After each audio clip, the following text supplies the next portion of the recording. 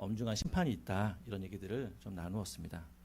이처럼 하나님을 경외한다는 것은요, 우리 예배의 아주 중요한 부분 중에 한 포인트고요. 그리고 우리 신앙생활 전체에 있어서도 굉장히 중요한 한 부분입니다.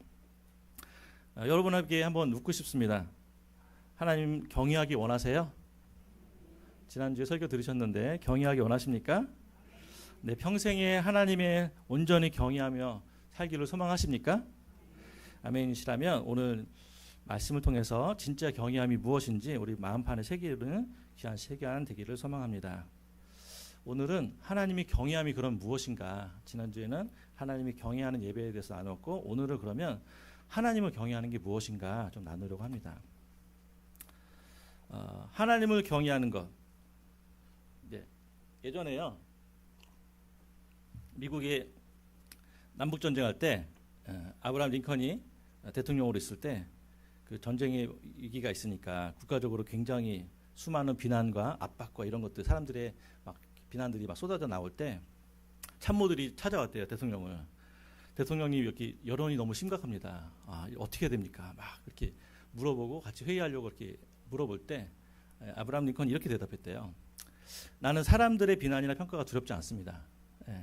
전쟁도 두렵지 않고 전쟁의 패배도 두렵지 않습니다. 내가 정말로 두려운 것은 내가 내린 결정이 하나님의 뜻에서 어긋나서 그분의 마음을 혹시라도 아프게 하는 건 아닌지, 이것이 가장 두렵습니다. 이렇게 얘기했대요. 이게 경외함에 대한 어떤 좋은 예 같아요. 그래서 오늘 경외함이 무엇인가 살펴보려고 하는데, 가장 먼저는 경외함이 아닌 걸 먼저 살펴보려고 해요. 우리가 하나님 경외함이 무엇인지, 경외함이 아닌 것이 무엇인지를 좀 살펴보면요, 하나님이 경외하는 것 무엇인지가 더 극명하게 확인이 됩니다. 그래서 무엇이 가짜 경외함인지 좀 살펴보려고 합니다. 성경에는 경외함이라는 단어를요, 두려움이라는 단어랑 같이 맞물려서 같이 써요. 그래서 하나님을 경외하다는 말하고요, 하나님을 두려워하다는 말을 같이 씁니다. 번갈아서 씁니다. 그 말은 같은 말인데 다르게 표현한다는 거예요. 그러면 하나님을 두려워하는 것, 하나님을 경외하는 것, 이게 뭔가? 이거는요, 하나님을 두려워하는 것과 사람을 두려워하는 것이 굉장히 반대 개념이라는 걸 설명하고 있어요. 하나님을 두려워하면 사람을 두려워하지 않게 되고요, 사람을 두려워하면 하나님을 경외하지 않게 되는 거죠. 그래서 예수님이 하나님을 경외하셨고 사람을 두려워하지 않으셨고요, 사도들이 그랬고 구약의 믿음의 사람들이 그렇게 다 살았습니다. 하나님을 경외하지 않았고 사람을 두려워했던 첫 번째 인물이 있는데요, 대표적으로 사울 왕이에요. 사울 왕. 사무엘상 13장에 보면요, 사울 왕이 나옵니다. 왕이 된 지 얼마 안 됐어요. 그런데 블레셋이라는 군대가 대군을 이끌고 쳐들어옵니다. 한번 이건 AI로 한번 만든 건데요, 제가 그 구절을 넣고 이렇게 한번 만들어줘 했더니 이렇게 나옵니다. 블레셋 그 전력이 어떻게 나오냐면요, 병거가 3만이에요. 병거는 뭐냐면 말이 끄는 전차 같은 거예요. 그런 게 3만이래요. 마병, 말 타고 다니는 병사들이 6천 명이고요. 군사는 셀 수가 없대요. 모래와 같이 셀 수 없어서 많다 이렇게 표현되어 있어요. 그런데 반면에 이쪽에 서 있는 이스라엘 군대는 몇 명이었을까요? 3천 명이에요. 3천 명. 마병, 병거 이런 거 없습니다. 그냥 잭대기 들고 무기도 제대로 없어요. 이런 사람들이 3천 명 모여 있는 거예요. 그리고 이제 같이 대치하고 있는 거죠. 근데 그 속에서 하나님께서 약속을 주셨어요. 사무엘 선지자를 통해서 이렇게 얘기합니다. 하나님께서 선지자 사무엘을 통해서 제사를 진행하고 전쟁이 들어갈 건데 그때까지 기다리라고, 내가 7일 뒤에 오겠다고 이렇게 얘기를 하고 전쟁이 대치하는 기간입니다. 여러분 생각해 보세요. 이렇게 많은 군사들 앞에서요, 3천 명 얼마 안 되는 군인들이 7일을 기다리는 게 쉬웠을까요? 어려웠을까요? 굉장히 어려웠겠죠. 굉장히 두려웠겠죠. 그런데 꿋꿋이 7일을 버텼습니다. 근데 문제는 뭐예요? 7일이 지났는데 사무엘 선지자가 안 온 거예요. 안 오니까 어떻게 됐을까요? 사람들이 어떻게 되는 거지? 너무 위험한데? 죽을 것 같은데? 숨기 시작합니다. 이스라엘 군인들이 숨고 도망가고 막 흩어지는, 막 이렇게 수근수근대고 분위기가 별로 안 좋은 거예요. 이러다가는 싸움도 해보기 전에 다 흩어지겠다, 지겠다, 이런 생각이 어떻게 됐을까요? 왕 가운데 들었겠죠. 그래서 어떻게 합니까? 사울 왕은 제사를 드리면 안 돼요. 그런데 사울 왕이 제사를 진행해 버려요. 예. 왜 제사를 드렸을까요? 하나님을 경외함으로 예배를 드렸을까요? 제사를 드렸을까요? 아니죠. 그다음 바로 제사를 드리자마자 사무엘 선지자가 올라옵니다. 그러면서 이렇게 얘기해요. 왕이 망령되이 행하였도다. 왕이 하나님 여호와께서 왕에게 내리신 명령을 지키지 아니하였도다. 그래서 지금 왕의 나라가 길지 못할 것입니다. 이렇게 얘기해요. 사울 왕 입장에서는 너무한 것 아닙니까? 늦게 오시니까 제가 이렇게 드렸잖아요. 이렇게 얘기하는 거예요.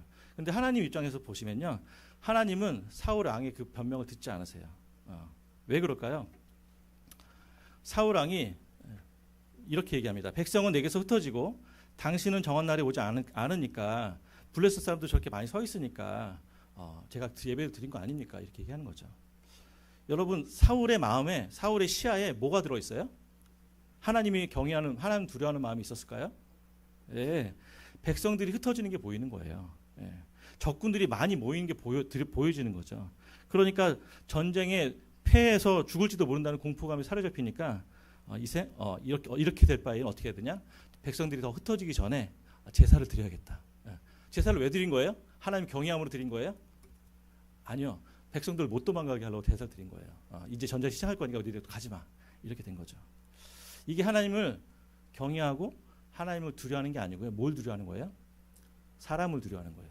사람을 두려워하는 겁니다. 이게 하나님을 두려워하는 것과 반대되는 개념이라는 거예요. 이게 하나님 경외함이 아니라 가짜 경외함이라는 거죠. 그런데요, 비슷한 구절이, 그 내용이 신약교회에도 나옵니다. 사도 바울하고요, 사도 베드로, 너무나 위대한 사도들이잖아요. 위인들이잖아요. 그런데 갈라디아서 1장에서 10절에 보면 이렇게 나옵니다. 사도 바울은요, 이렇게 얘기합니다. 내가 사람들에게 좋게 하랴, 하나님께 좋게 하랴, 사람들에게 기쁨을 구하랴. 내가 지금까지 사람들의 기쁨을 구하였더라면 그리스도의 종이 아니니라. 이렇게 말하면서요, 사도 바울은 한평생 사람을 두려워하지 않고 하나님만 두려워했기 때문에 어떠한 고난과 박해 속에서도 든든하게, 아주 담대하게 복음을 전할 수 있었어요. 그런데 그 위대한 베드로 사도가 어떤 일이 있었냐면요, 크게 넘어진 적이 있는데 안디옥 교회에서 있을 때예요. 하나님께서 은혜를 주셔서 이방인들, 우리 같은 유대인들이 아닌 이방인들도 하나님께서 구원을 베푸시는구나 라는 것들을 베드로가 알았어요. 그들에게 성령이 부어주신 걸 보면서 이방인들도 하나님께서 구원하시는구나, 그들도 하나님 백성이구나 라는 것들을 이해하게 됐죠. 그래서 안디옥 교회에서 어떻게 했어요? 같이 식사를 하고 같이 교제를 했어요. 원래 유대인들은요, 이방인하고 식사할 수 있어요, 없어요? 못해요. 먹으면 큰일 나요. 그러니까 근데 이방인들도 하나님 구원하셨고 저들도 하나님 백성이니까 이제는 상관없다 라고 하고 같이 식사를 했단 말이죠.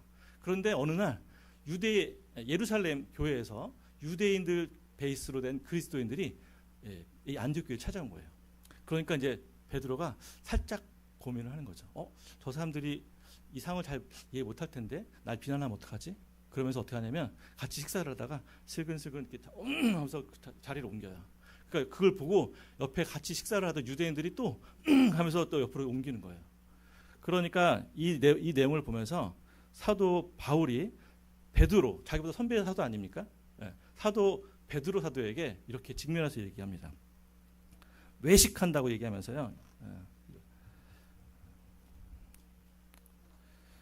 베드로 앞에서 아주 통렬하게 당신이 같이 이방인들하고 식사하고 같이 이렇게 교제하고 했고 이방인들도 구원받은 걸 다 알고 그렇게 지금까지 식사했는데 왜 이제 와서 도망가느냐, 이렇게 얘기하는 거죠. 왜 도망갔을까요? 지금 얘기한 것처럼 사도 베드로는요, 사람들의 평가가 두려웠던 거예요. 하나님이 그들을 구원한 줄 알아. 근데 지금 시점에서 내가 여기 앉아 있으면 조금 그 사람들의 비난을 좀 받지 않을까, 이런 생각을 했던 거죠.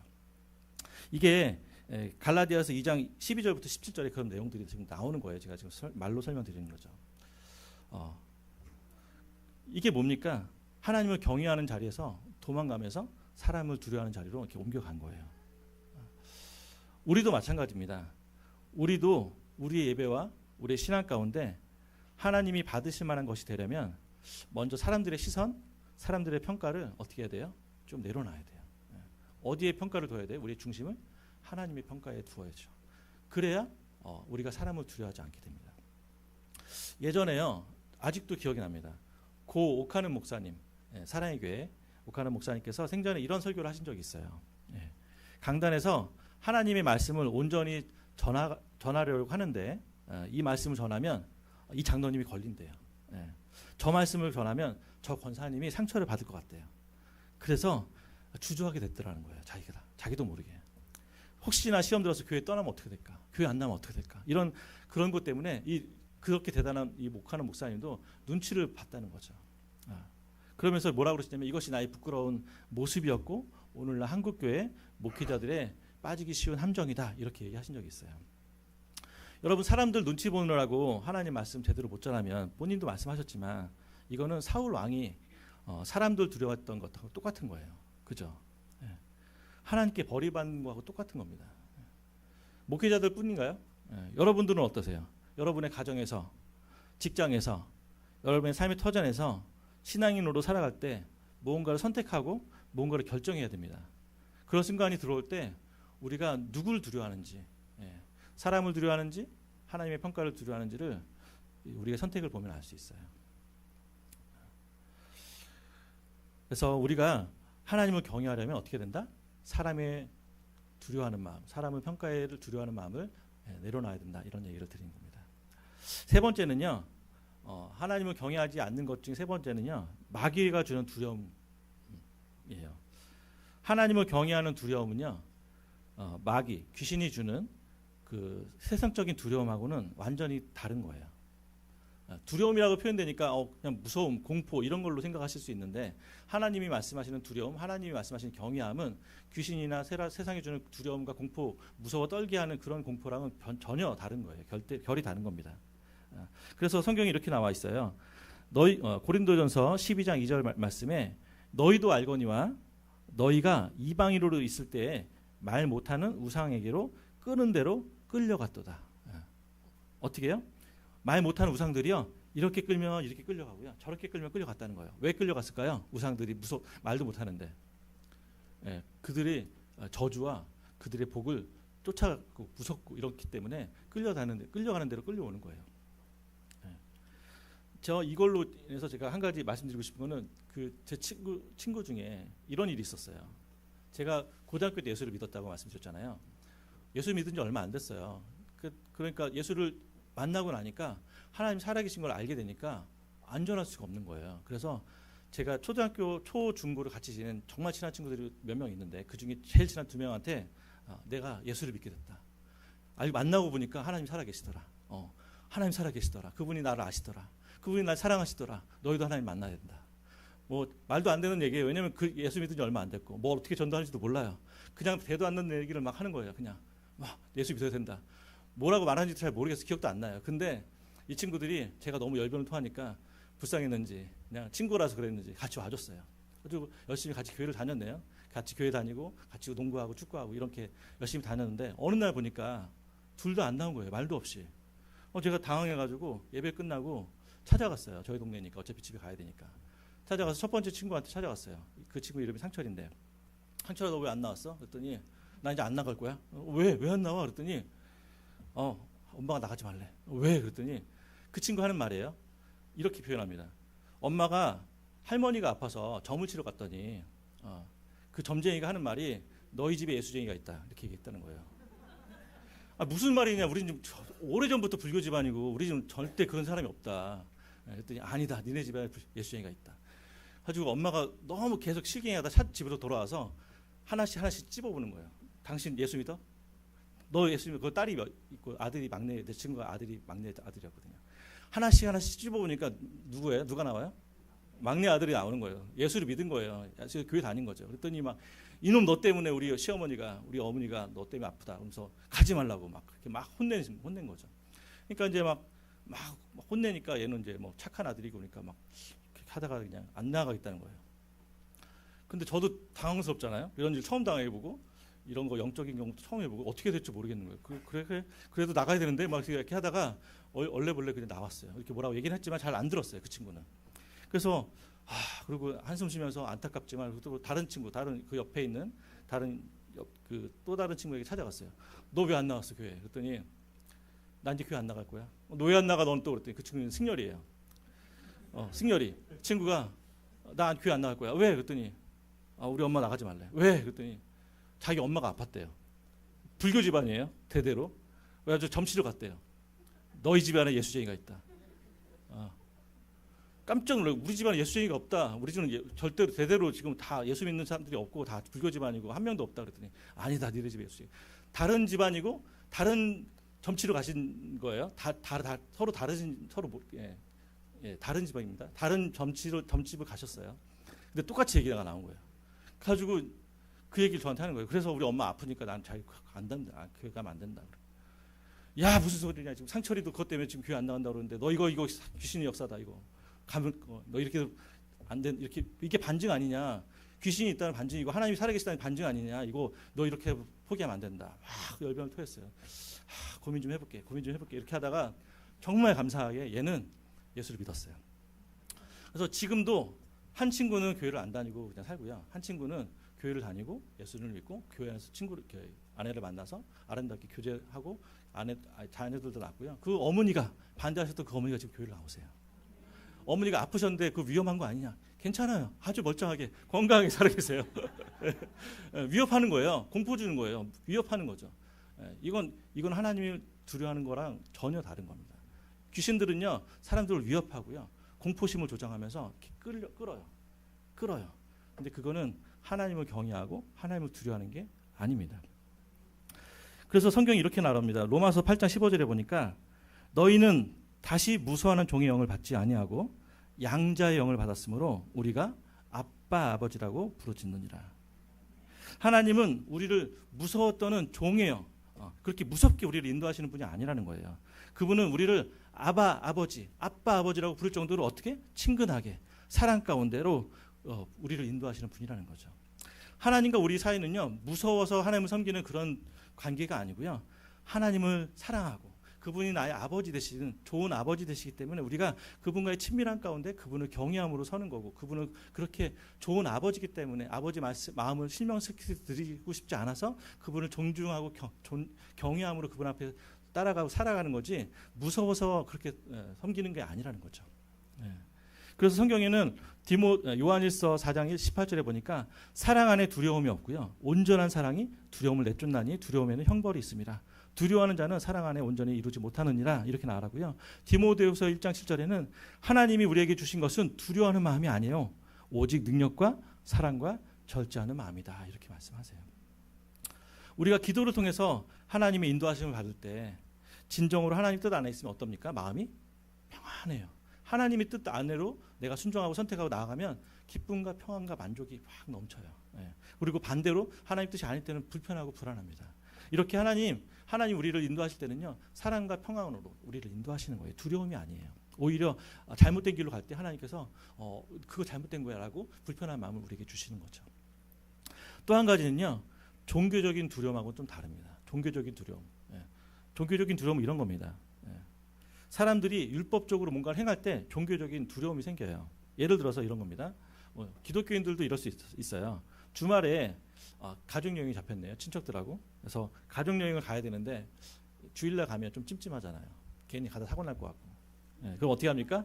새벽 예배를 드리고 가든지 일부 예배를 드리고 가든지 이렇게 간단 말이죠. 그리고 경외함으로 드리는 거예요? 아니면 떼우고 가는 거예요?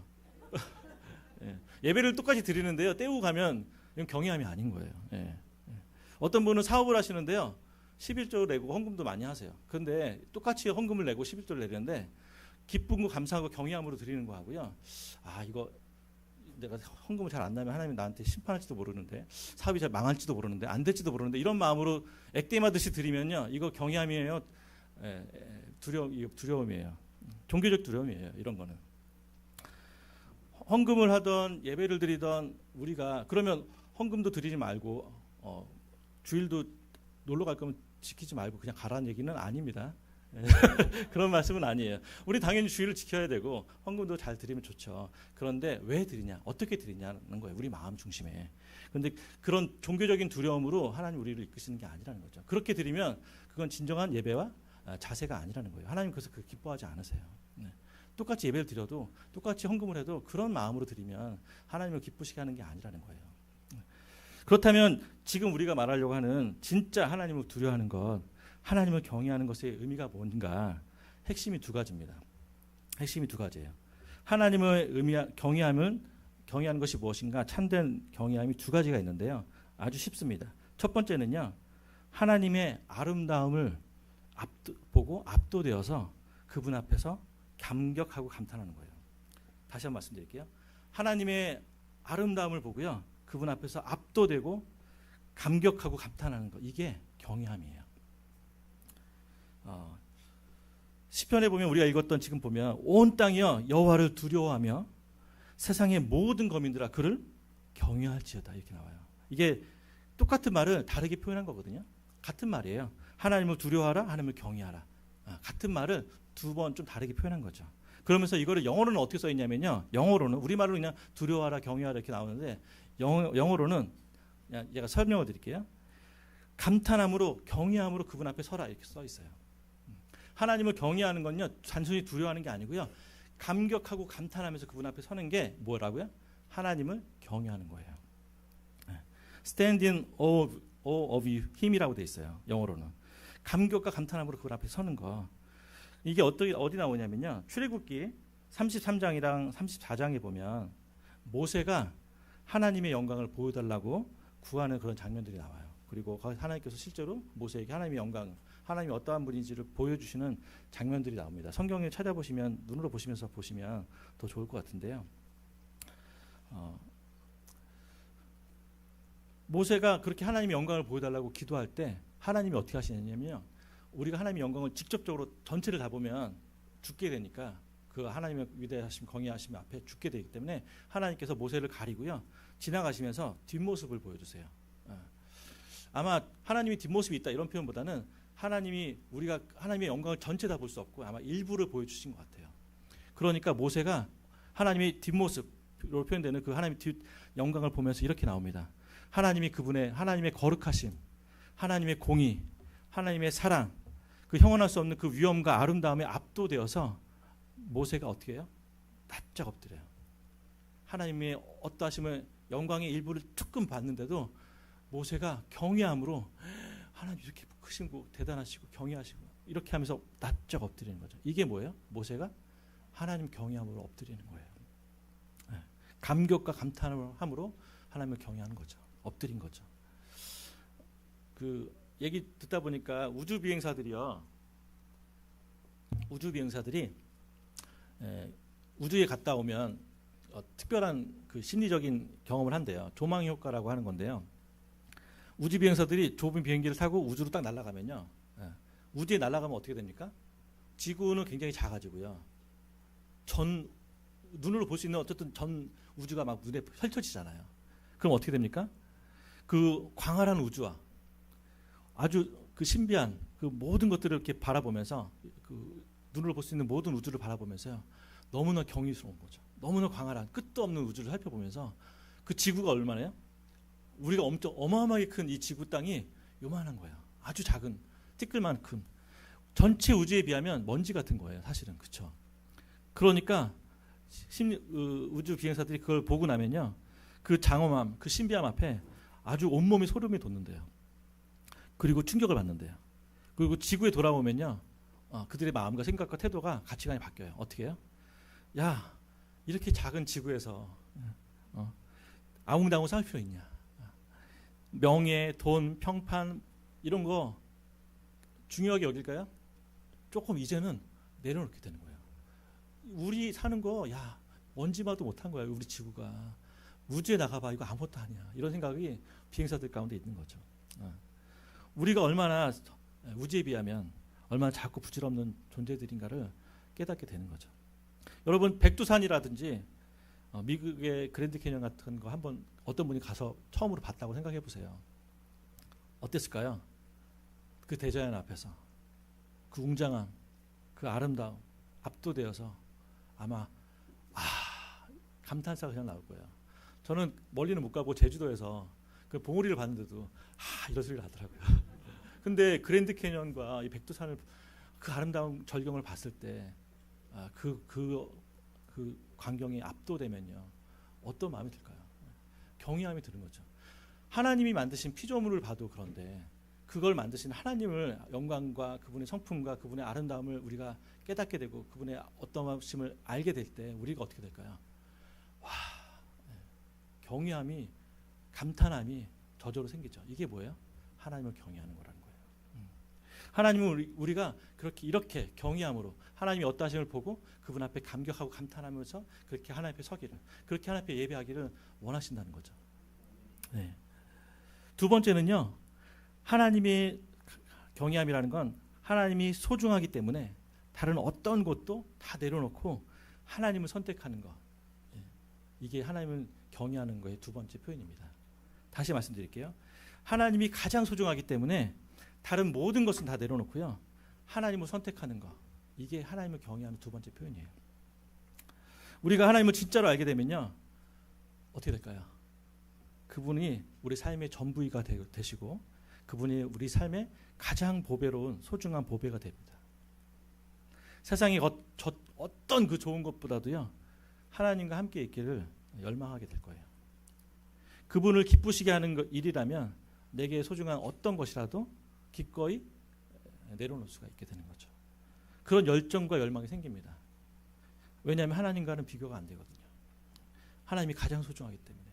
이게 하나님을 경외하는 거예요. 모세가, 아까 우리 모세 얘기했었는데요, 모세가 그랬습니다. 모세가 이스라엘 백성들이 하나님 앞에서 우상 숭배하고 소를 황금송아지를 만들고 이렇게 하니까 하나님께서 분노하시고 뭐라고 그러시냐면, 내가 가나안 땅, 약속은 했으니까 내가 가나안 땅에 천사를 보내서 다 정복할 수 있도록 도와주고, 약속했으니까 너네가 그 땅에 들어갈 수 있도록 도와줄게. 그런데 그 젖과 꿀이 흐르는 땅, 그 풍성한 땅을 줄게. 그런데 나는 너희와 함께하지 않을 거야. 이렇게 얘기하세요. 내가 너희와 나의 임재는 너희와 함께하지 않을 거야. 이렇게 말씀하세요. 그러니까 모세가 뭐라고 그러냐면, 아이고 하나님, 아이고 어떡합니까?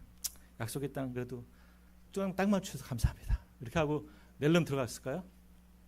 네, 아니요. 그렇게 안 들어갔어요. 내가 잘 살겠습니다 하나님. 아쉽지만 이만. 이렇게 하지 않으시고요. 네. 하나님의 길을 알려주세요. 하나님의 마음을 들 수 있는 방법이 무엇인지 알려주세요. 하나님의 길을 알려주세요. 이렇게 얘기하는 거죠. 그러면서 이렇게 얘기합니다. 주께서 함께 가시지 않으려거든, 친히 같이 가지 않으시거든 우리를 이곳에서 올려보내지 마십시오. 이렇게 기도하는 거예요. 출애굽기 33장 15절에 이렇게 말합니다. 모세에게는요, 젖과 꿀이 흐르는 그 가나안 땅, 아주 풍요로운 땅, 노예에서 해방되는 그 자유를 느끼는 그 땅, 이 땅이요, 하나님의 임재, 하나님과의 동행, 비교가 할 수 없었어요. 사람들은 야 모세, 우리 땅에 들어가자. 하나님 아쉽지만 여기서 이만하자. 아니요, 모세는 안 그랬어요. 그럴 수 없어. 모세는 하나님을 경외하고 하나님이 가장 소중하기 때문에 차라리 이 척박한 땅에서 내가 좀 힘들고 어렵고 뜨겁고 춥고 먹을 게 없고 이렇게 떠돌아다녀도 나는 하나님과 동행할 거야. 이렇게 하나님을 선택하는 그런 마음을 가지고 하나님께 계속해서, 하나님 우리를 떠나지 말아주세요. 우리를 올려보내지 마세요. 하나님 우리를 하나님 백성 삼아주세요. 계속해서 기도하고 하나님의 마음 가운데 기도합니다. 그러니까 하나님께서 마음을 돌이키셔서 하나님께서 그럼 내가 같이 가줄게. 내가 너희와 함께 할게. 그래서 다시 하나님께서 동행하기 시작하세요. 모세는 뭐가 더 중요합니까? 성공이라든지 행복이라든지 그런 게 중요하지 않고 하나님이 훨씬 더 중요한 거예요. 하나님을 자기의 가장 높은 가치에 둔 거예요. 이게 모세가 하나님을 경외하는 모습의 자세인 거죠. 사도 바울도 똑같습니다. 신약교회 사도 바울도요, 예수 그리스도를 아는 지식이 가장 고상하다, 가장 높다는 거예요. 가장 소중하다는 거예요. 자기 평생에 사도 바울은요, 얼마나 대단한 사람인지요, 대단한 학벌을 가졌어요. 대단한 가문에서 태어났어요. 굉장히 명예로운 사람이었어요. 로마 시민권을 갖고 있었어요. 굉장히 높은 직권을 갖고 있었어요. 그런데 모든 걸 다 내려놓고요, 그 소중한 모든 배경들을 다 내려놓고요, 기꺼이 그걸 뭐라고 그러냐면 그건 배설물이야, 그건 쓰레기야.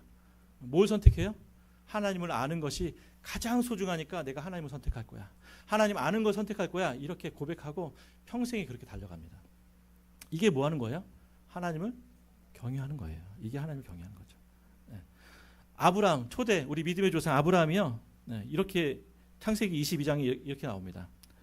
아브라함이 100세에 누굴 낳아요? 이삭을 낳아요. 예.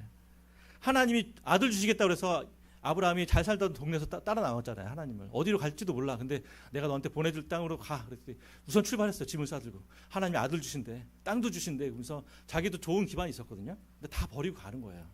근데 바로 주실 줄 알았더니 세워라 내워라. 어느새 100세까지 됐어요. 근데 안 주실 줄 알았더니 100세의 아들이 나왔네요. 불가능한데 주셨어요. 불가능한데. 얼마나 귀한 아들이에요. 그런데 어느 날 찾아오셔서 하나님 뭐라고 그러시냐면 이 아들 이삭을 저기 모리아산에 가서 제물로 바치라는 거예요. 아브라함한테 이삭은요 어떤 존재예요? 자기 생명하고 비교 안 되는 거예요. 난 곧 죽을 거예요. 이 이삭은 자기 모든 것을 물려주고요. 하나님 약속을 물려받을 자손이에요. 얘를 바치느니 내가 100번 1000번 죽겠다고 이렇게 얘기할 것 같잖아요.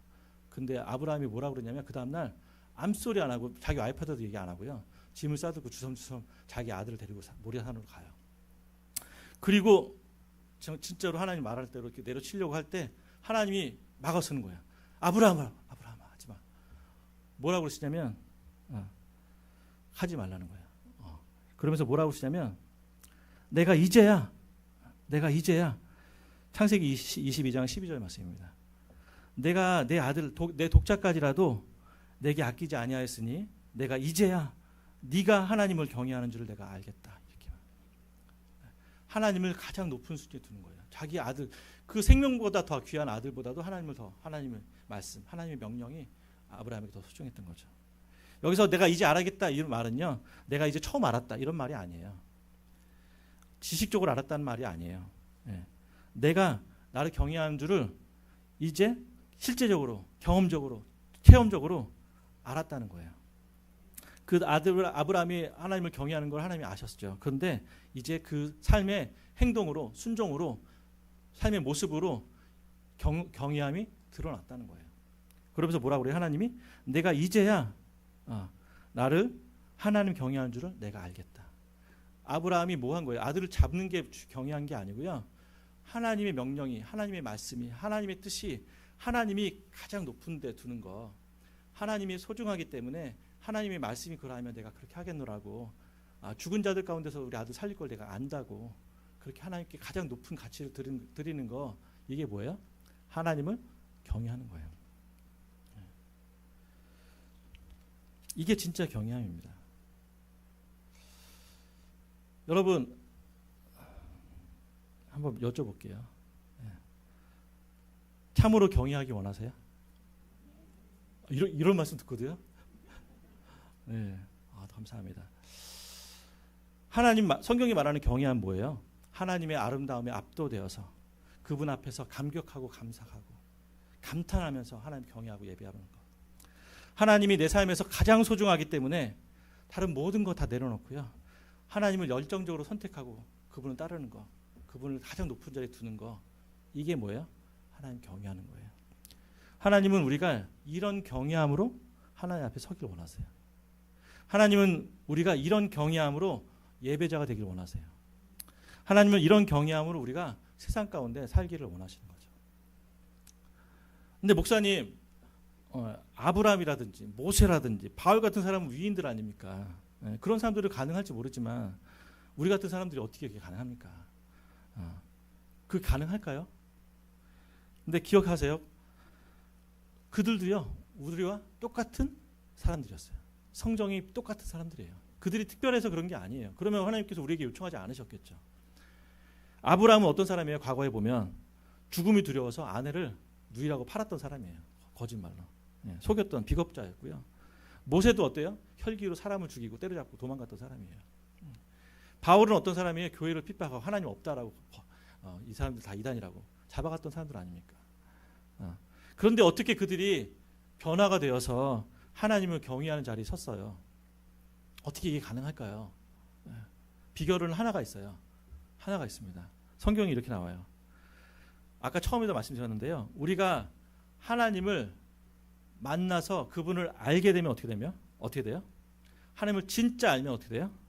그분의 영광의 아름다움을 보고 알게 되면 그분의 영광 가운데 우리가 압도되면 우리가 하나님을 경외할 수가 있어요. 그럴 수밖에 없어요. 하나님을 만나면. 하나님을 진짜 알면 내 삶의 가장 소중한 부분들을 자연스럽게 내려놓게 돼 있어요.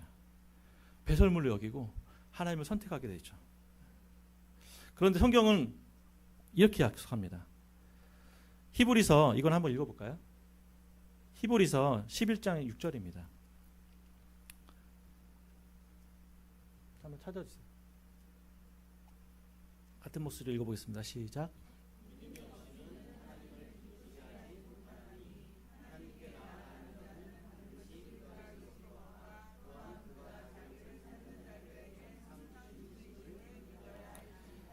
아멘. 하나님은 뭐라고 약속하시냐면요, 자기를 찾는 자들에게 상을 주시는 분이시래요. 하나님은 자기를 찾고 자기를 구하는 자들에게 상을 주세요. 그 상이 어떤 걸까요? 하나님을 찾는 사람에게 정말 귀한 상을 주시겠죠. 뭐라고 말씀하시냐면 그 다음에 보니까 하나님이 찾는 자들에게, 여러분이 많은 걸 갖고 있어요. 그럼 자녀들이 여러분을 자꾸 찾아요. 그럼 어떻게 할까요? 좋은 거 원하실까요? 나쁜 거 주실까요? 좋은 거 주시겠죠. 하나님이 주고 싶어하는 가장 큰 상급, 세상의 부, 세상의 명예, 건강, 장수, 행복 다 중요해요. 그런데 하나님 보시기에 내가 보기엔 이게 가장 소중해 라고 하시면서 우리에게 주실 수 있는 가장 위대한 상급을 주시는데, 그게 어디 나오냐면요, 창세기 15장 1절에 나옵니다. 한번 보여주세요. 같이 한번 읽어볼게요. 시작. 여호와께서 아브라함과 이후에 여호와의 말씀이 환상 중에 아브라함에게 임하여 이르시되, 아브라함아 두려워하지 말라. 나는 내 방패요 너의 지극히 큰 상급이니라. 아멘. 하나님이 주시고 있는 최고의 선물, 하나님이 주실 수 있는 가장 소중한 상급 뭐예요? 하나님 자신이에요. 내가 너의 방패야. 내가 너의 보호자가 될 거야. 그런데 가장 큰 상급을 줄 건데 그게 뭐냐면 나 자신이야. 하나님이 리본을 자기에게 달아서 우리에게 선물로 주시겠다는 거예요. 하나님께 생명이 있고요. 하나님 안에 모든 신령한 복과 은혜와 생명이 다 들어있어요. 그렇기 때문에 하나님 자신을 상급받으면요, 그분을 우리가 알 때 세상에 우리가 어떤 두려움이라든지 평가라든지 이런 것들 내려놓을 수가 있고요, 하나님 앞에 참된 경외함으로 설 수 있습니다. 우리가 하나님을 구하고 하나님을 구했을 때 하나님이 우리에게 자신을 주시겠다고 그랬어요. 그 말은 우리가 하나님을 어떻게 한다는 거예요? 알게 될 거라는 거예요. 그럼 우리는 하나님 어떻게 될까요? 하나님이 어떤 분인지 알기 때문에 그분 앞에 경외함으로 설 수 있고요, 그분의 가장 소중하기 때문에 우리의 가치 없는 것들을 내려놓을 수 있고 하나님을 가장 높은 위치에 둘 수 있는 거죠. 그게 어떻게 돼요? 경외함으로 설 수 있는 거예요. 어떨 때? 하나님을 구하고 하나님을 상급으로 받을 때, 그게 하나님 경외함으로 설 수 있는 거죠. 이 시간 우리가 눈치 보았던 우리의 나약함들을 내려놓고요, 종교적인 두려움의 껍데기를 벗어버리고요, 나를 극진히 사랑하시는 우리 하나님 아버지의 영광 앞으로 나아가기 원합니다. 주님이 내 삶에 지극히 큰 상급으로 주시겠다고 약속하셨으니까 우리가 그분을 구하고요, 경외함으로 하나님 앞에 예배하면서 참된 경외함으로 승리하는 우리 모두 되시기를 예수님으로 축복합니다. 우리가 새로운 찬양 하나 배울 건데요, 어렵지 않습니다. 배워보시고